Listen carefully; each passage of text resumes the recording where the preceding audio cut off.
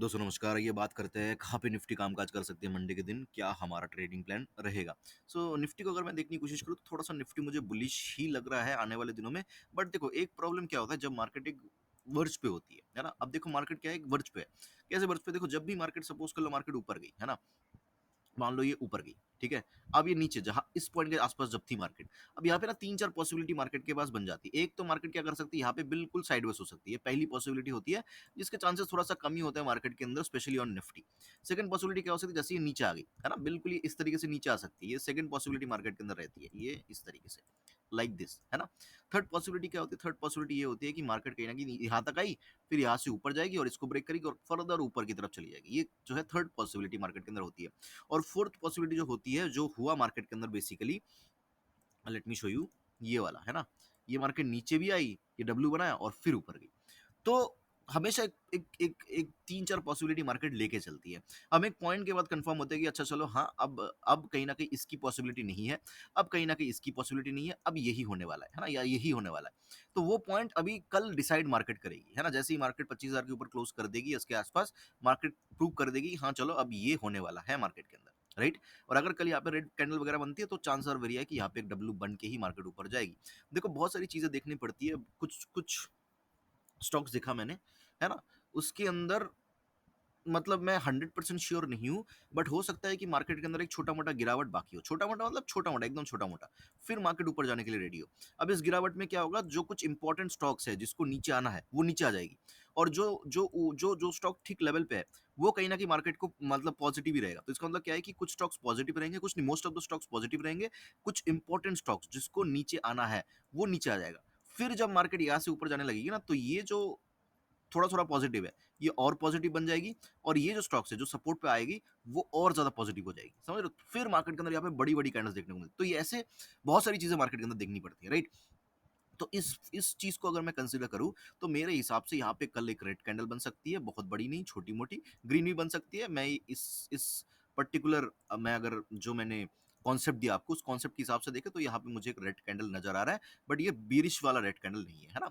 उसका तो हो सकता है कि कल मार्केट के अंदर, नेक्स्ट दिन मार्केट के अंदर थोड़ी-सी गिरावट हमें नज़र आए, फिर उसके बाद मार्केट के अंदर एक बुलिश मार्केट जो है यहाँ पे आने वाले दिनों में यहाँ पे बनता हुआ हमें दिखे, है ना? डब्ल्यू पैटर्न, फिर से एक डब्ल्यू पैटर्न बनता हुआ हमें नज़र आए, इसकी possibility are very very high. तो ये नज़र आ रहा है। नीचे भी आ सकता है, जब मार्केट यहाँ पे होगी तब मैं बता पाऊँगा। देखो इतना आगे तो नहीं बता सकता, है ना?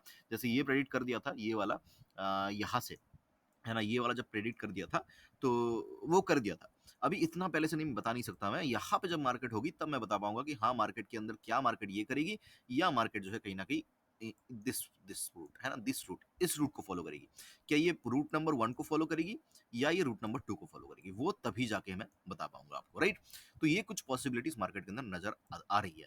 यहाँ से ऊपर जा सकती है क्या? डेफिनिटली इसके ऊपर जा सकती है, उसके लिए भी मार्केट एक साइन देगी। हमेशा मार्केट क्या करती है? हमेशा मार्केट एक साइन देती है। कल अगर 25,000 के ऊपर क्लोज़ हुई या उसके आस-पास क्लोज़ हुई और ग्रीन कैंडल में क्लोज़ हुई, तो चांसेस बढ़ जाएँगे कि हाँ, चलो नेक्स्ट दिन अगर तोड़ा इसको, तो फिर आने वाले दिनों में बुलिश ही मोमेंटम हमें नज़र आ रहा है। ऐसा दिखता है मार्केट के अंदर, ठीक है? अब 15 मिनट के टाइम फ्रेम में चलते हैं और समझ लेते हैं। एक बार वीकली टाइम फ्रेम देखते हैं, नया वीक स्टार्ट हो रहा है। तो वीकली टाइम फ्रेम कुछ खास तो नहीं है मार्केट के अंदर। एक बार मंथली टाइम फ्रेम को भी देख लेते हैं। मंथली टाइम फ्रेम के अंदर डेफिनिटली थोड़ा-सा बुलिश ही मार्केट नज़र आ रहा है फिलहाल के लिए, है ना? जब तक इन लोज़ को मार्केट ब्रेक नहीं करता। अब 15 मिनट के टाइम फ्रेम में फिर से चलते हैं और समझते हैं। देखो, मार्केट के अंदर फिलहाल क्या है, एक बेस बनता हुआ मुझे नज़र आ रहा है। कैसे? ये देखो, ये दिस, है ना? इस तरीके से आप इसको ड्रॉ कर सकते हो, इस तरीके से। ये एक बेस बनता हुआ नज़र आ रहा है। तो इसका मतलब क्या है कि यहाँ से एक सपोर्ट लेके फिर मार्केट जा सकती है। इसके नीचे मार्केट जाएगी तो थोड़ा-सा डाउन मूव होके फिर से ऊपर जा सकती है। तो इसका मतलब ये है कि पुट के लिए देखो, एक ट्रेड बन सकता है पुट के लिए। अगर आप बहुत ज़्यादा रिस्की प्लेयर वगैरह हो तो इसके नीचे एक पुट ट्राई कर सकते हो। अगर आपको रिस्क नहीं लेना तो डेफिनिटली मार्केट के अंदर इसके नीचे कोई भी पुट का ट्रेड मार्केट के अंदर बन नहीं रहा है। कोई भी पुट का ट्रेड बन नहीं रहा है। सिंपल सी बात है ना? क्योंकि ये बेस बनाता हुआ मार्केट नज़र आ रहा है और उस बेस के हिसाब से मार्केट ऊपर जा सकती है। अब जिसको आप बोलते हो कप एंड हैंडल, है ना? जिसका नाम यूजुअली ट्रेडर्स बोलते हैं। तो उस हिसाब से क्या होता है मार्केट के अंदर, ये एक कप बनता है, फिर मार्केट के अंदर ये एक हैंडल टाइप का बनता है, फिर उसके बाद एक बड़ा ब्रेकआउट देखने को मिलता है ना? वही हुआ यहाँ पे। या हो सकता है कि पूरा का पूरा बेस हो। देखो सारी पॉसिबिलिटी नज़र लेके चलनी पड़ती है ना? हो सकता है ये पूरा का पूरा बेस हो सकता है कल जो है यहाँ पे एक बने, उसके बाद ऊपर जाए। तो नो वन नोज़। तो हम सारी पॉसिबिलिटीज़ को लेके चलेंगे, ठीक है? अब बात कर लेते हैं क्या हमारा ट्रेडिंग प्लान रहेगा मार्केट के अंदर। देखो कल अगर मार्केट पहली बात कर लेते हैं गैप अप की। मार्केट अगर मुझे 25,000 के ऊपर गैप अप खुलता हुआ नजर आता है, 25,000 के ऊपर या 25,000 के आसपास। पहले ही कैंडल के अंदर दो पॉसिबिलिटी है, एक तो 25,000 के आसपास खुली 24,990 पे, सॉरी 24,980 पे, 90 पे, 25,000 के आसपास पहला कैंडल छोटा सा रेड कैंडल बना, मैं शॉर्ट करूंगा मार्केट को, यहाँ पे 100 पॉइंट्स का मूव बहुत फास्ट देखने को मिल सकता है। ठीक है, या खुलती अगर गिरने लगती है मार्केट 1-2 मिनट के अंदर, अगर मुझे लगता है कि ये कैंडल रेड में ही जाएगी, मैं यहाँ पे शॉर्ट करने में इंटरेस्टेड हूँ। मार्केट अगर 25,000 के ऊपर खुल रही है और पहली 5 मिनट के अंदर 25,000 के नीचे आके क्लोजिंग दे रही है, तो मैं पुट की तरफ इंटरेस्टेड हूँ। ये गैप अप की बात होगी, खत्म बात। ये पुट का एक ट्रेड बन रहा है, वो भी रिस्की है, तो कम क्वांटिटी के साथ।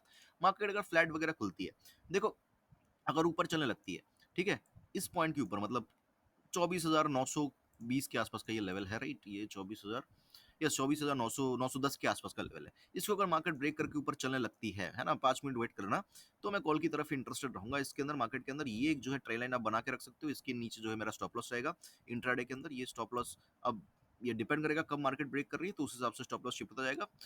850 860 किसी पॉइंट के आसपास स्टॉप लॉस आ रहा है, तो अगर मार्केट खुलती ऊपर चलने लगती है, मैं कॉल की तरफ इंटरेस्टेड हूँ, लेकिन क्वांटिटी कल भी कम रहेगी। ठीक है, मार्केट के पास ट्रस्ट मी बहुत ऊपर की जगह, बहुत ऊपर के लेवल्स है इस महीने, अक्टूबर महीने, मजाक नहीं कर रहा हूँ।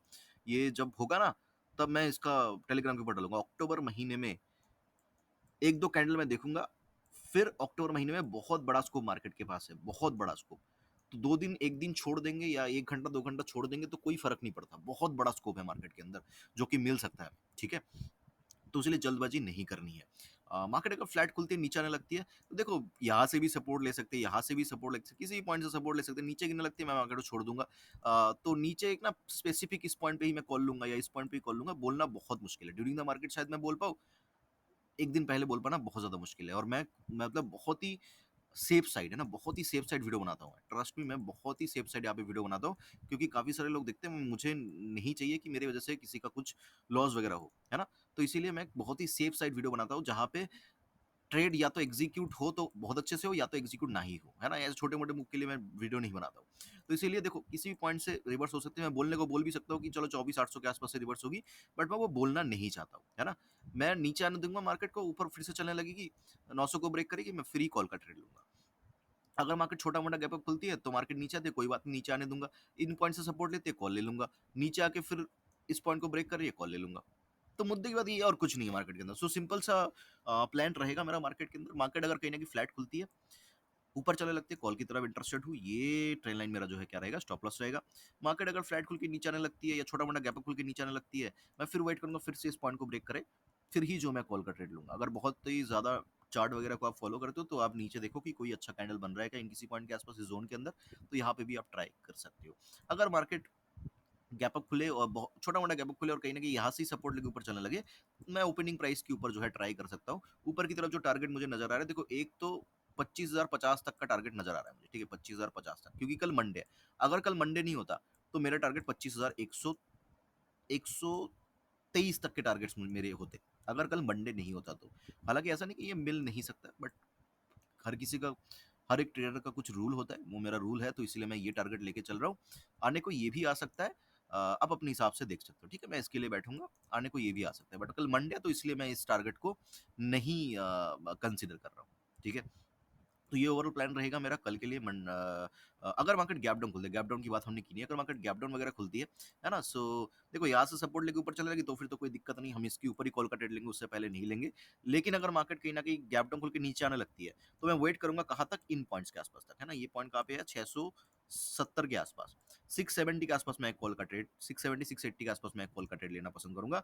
मेरा जो एसएल रहेगा वो कहीं ना कहीं 600 के आसपास थोड़ा सा बड़ा एसएल है, तो क्वांटिटी को कम रखूंगा। और यहाँ पे मैं एक इनिशिएट करना चाहूंगा 680 670 660, है ना। इन किसी पॉइंट तक गैप डाउन खुल के अगर आ रही है, तो इवन फ्लैट खुल के भी अगर आ रही है, ठीक है, फ्लैट खुली मार्केट नीचे आ रही है, और कहीं ना कहीं यहाँ से सपोर्ट लेके ऊपर नहीं गई मार्केट, नीचे आई जा रही है, आई जा रही है, आई जा रही है, कोई दिक्कत नहीं।